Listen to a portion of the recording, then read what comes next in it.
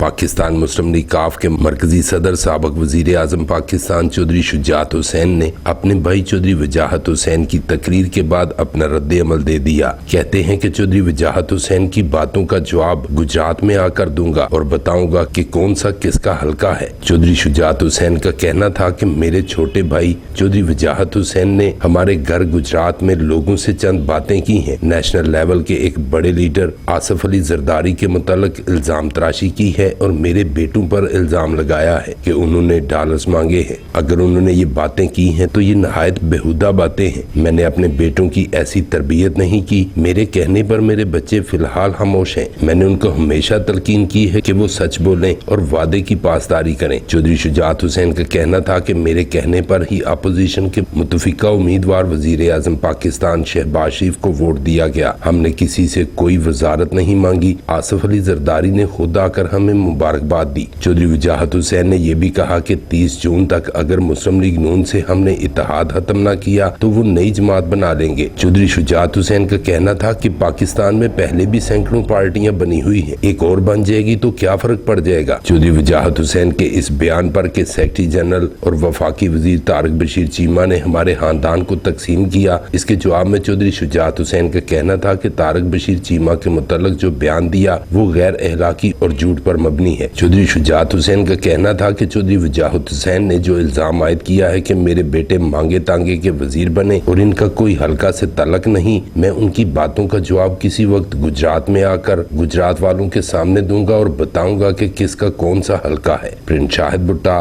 BB1 news, Jalalpur जट्टा।